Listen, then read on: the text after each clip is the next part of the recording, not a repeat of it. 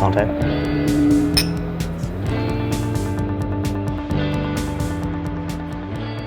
I just thought we would start at the beginning of the film and the Jacob Riis and like how you came across those photos and their use of them. Jacob Riis, I've known him for a long time. I'm always liked photography since I was very young. I tried to do photography, but it's a very difficult thing. I find it very difficult, and pleasure of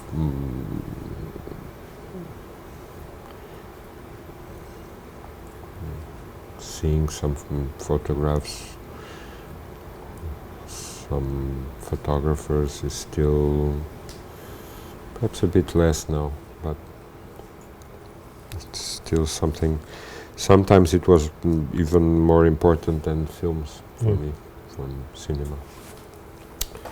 And then photography for me was always, parallel to music and photography, films, and I always thought that what lacked in film, it's in the 80s, or the 80s was a nightmare in film,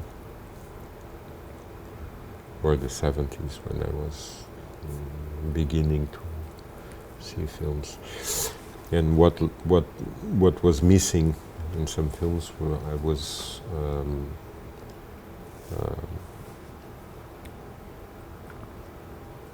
finding in some photographers or music, of course. Music was very important at that moment. And Riis came, I don't know, because one thing led to another, probably Danny Lyon, Robert Frank, Danny Lyon, this kind of, I was, have to say that photography it's interesting to me in this, as a realistic thing, as a form of realistic proof. I'm not interested in photography as an experimental thing, and this kind of thing, as in film. I don't like it. I'm not interested. It doesn't appeal to me. So it's. But I could say that it's even more what the limitations or the limits of film are very, I think, very precise, and photography is a bit broader in this realistic.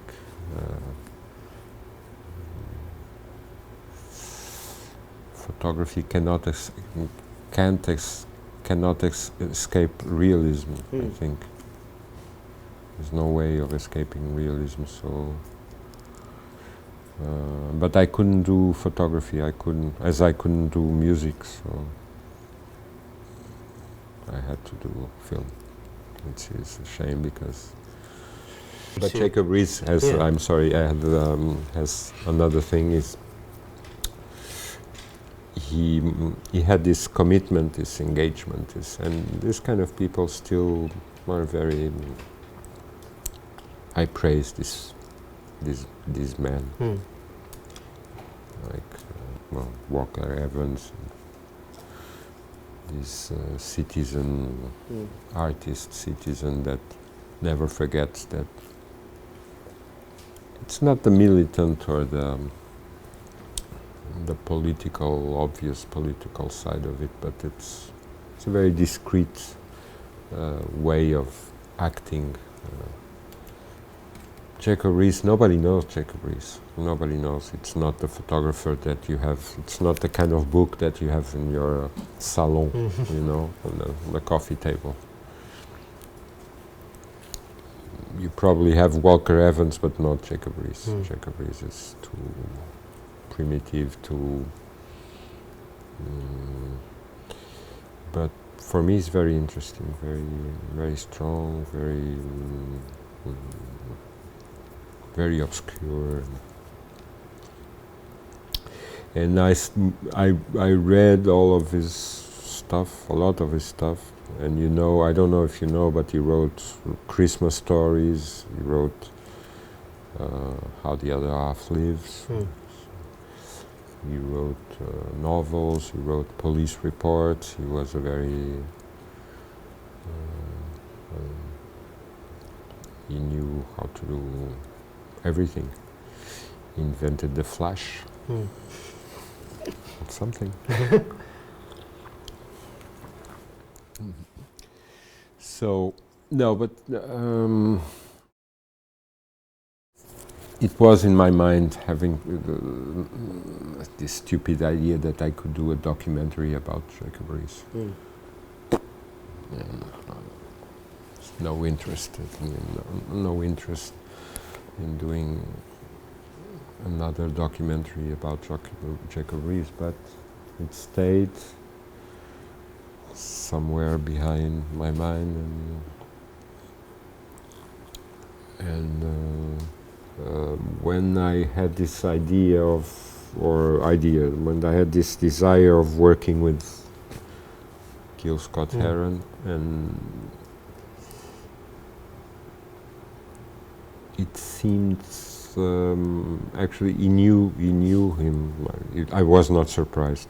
He knew the photographs. He knew I was talking about someone he knew, and so we shared something.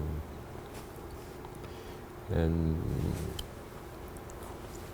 it went together very well. This Jacob Riis images with his poetry and Ventura and Colossal Youth Ventura is also kind of associated with the Rubens and the Van Dykes that are in the museum. And here there's the photos, and then there's a painting again. Yeah. And you've also kind of associated him with Gil Scott Heron. And there's the quote about Ventura. Well, now you know, because you didn't know before. Like people talking about Tourneur, I'm very.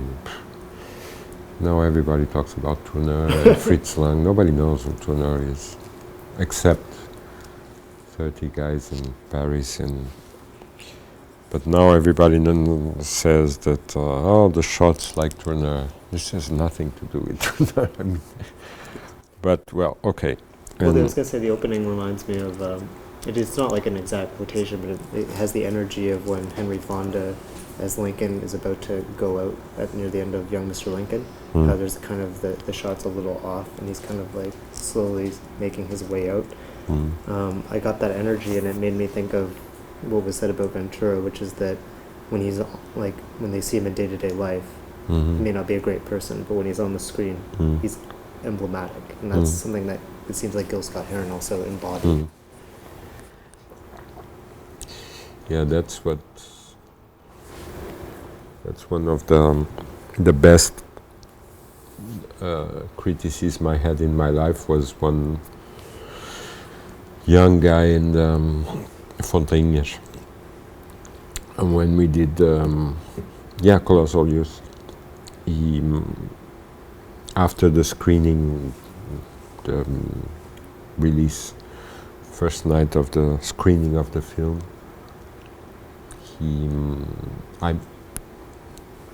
we did a screening for the people in the neighbourhood, and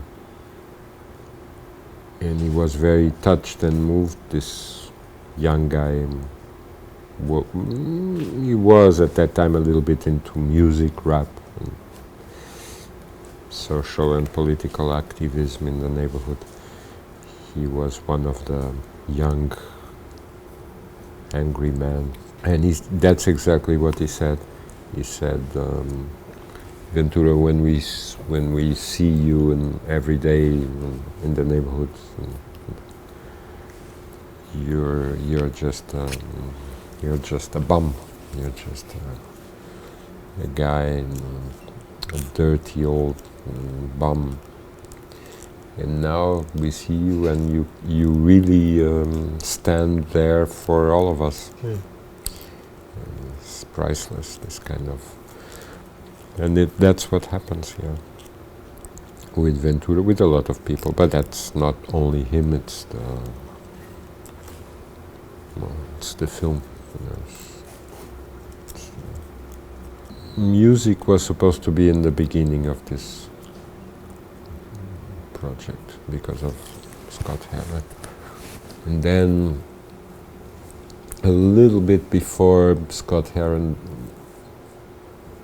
death, I was a bit worried because Ventura was also a bit tired and confused and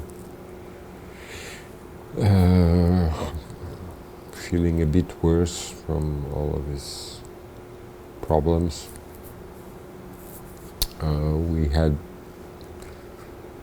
I was also a bit lost and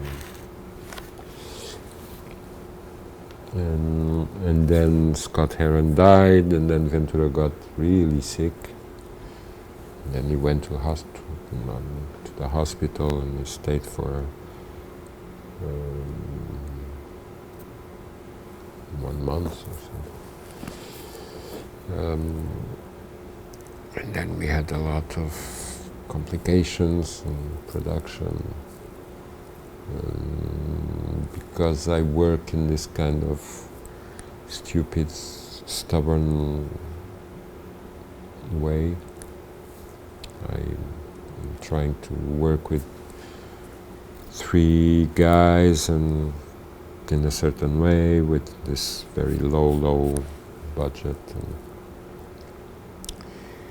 and it's just not possible because they have to go do some other stuff, so they were not there, and I was a bit sad and angry because they are not there, but they have to feed the family, so it's so between deaths and hospitals and wages and it's too much reality for one small film.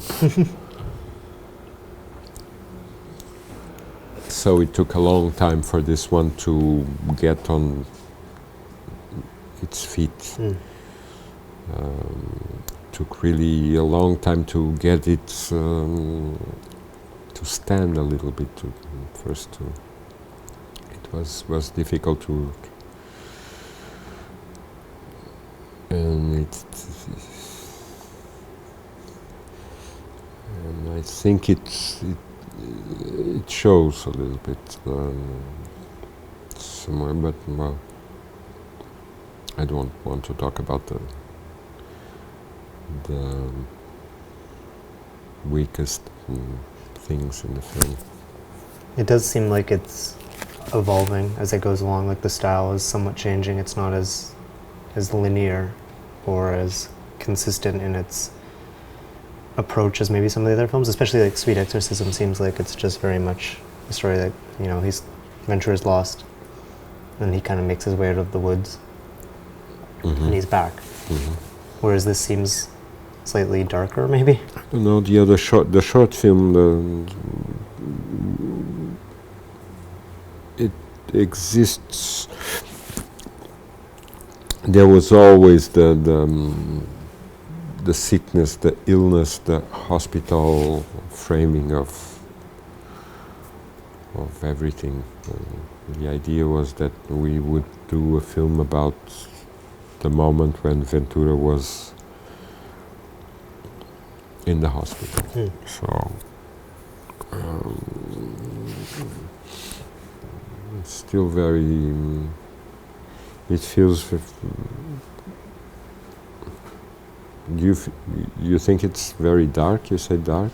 A little. There's two sentences that stood out to me. One was, I can't remember who said it, but it was, "This will happen again." And this feeling of a looping or like a cyclical quality, and how Ventura hasn't gotten over what has kind of shocked him. But also, in the elevator, there's a line of, remember you are a soldier. But he isn't, and that's like a source of fear, and this kind of being associated with something that you're afraid of. Those are vulnerable moments. Well, that part, the part in the elevator is just... it's the moment when he's confronting all the...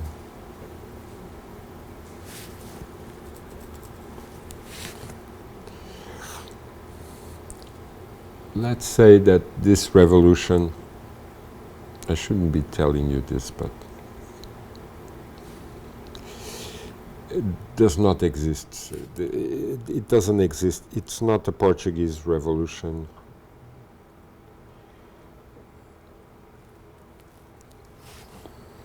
It's an essay of... It's an attempt of talking about some stuff that worries me and worries Ventura, or interests me and interest and worries. Preoccupation and interest is the same for me and Ventura. That's why we, I think, understand each other very well.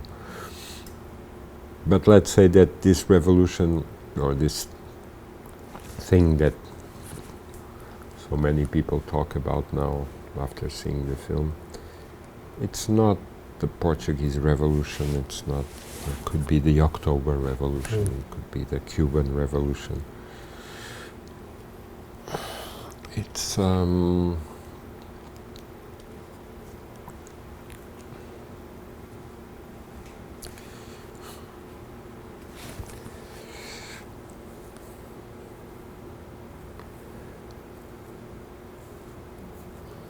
it's a dream.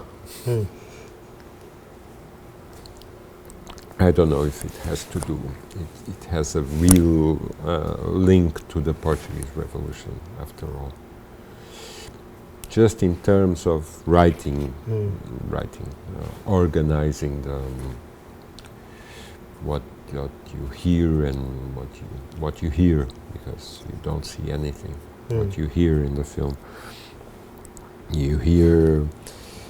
You get some information about soldiers and people in the streets, and people shouting stuff like, "Remember you're also a soldier," or "Remember you're also a fighter," or "You're a son of the people," or stuff like that.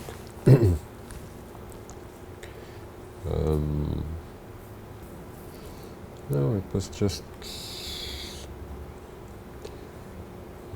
just to finish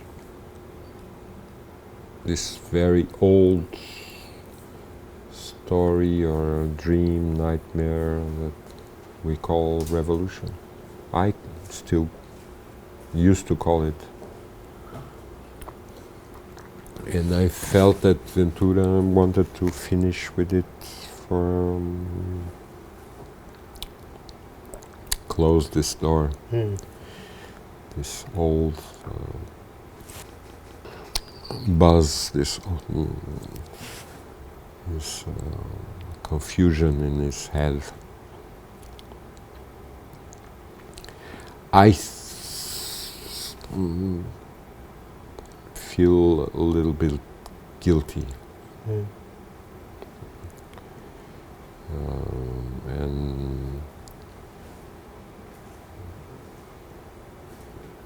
I think that a great part of the suffering and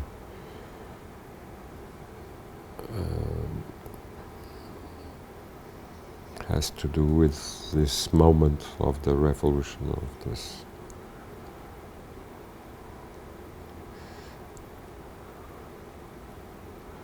what we call the hot summer of '75. Just the other day I told about Spike Lee, because he did this thing, the Summer of Sam, and we do the revolution in 75, which was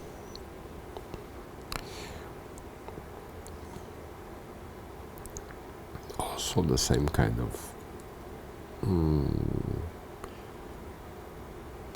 thriller, some kind of, well, anyway, it's a very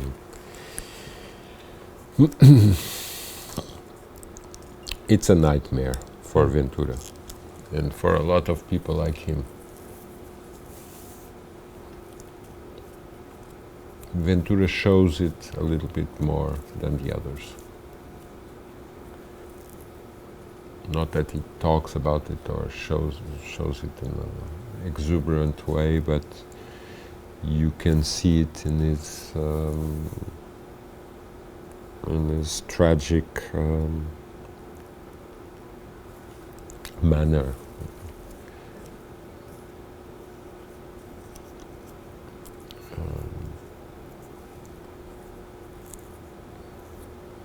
It could have been like he could have stood behind and besides and with the soldiers, with the young soldiers.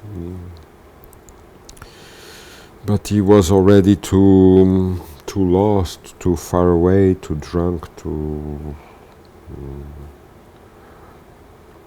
and too afraid to understand that what was happening.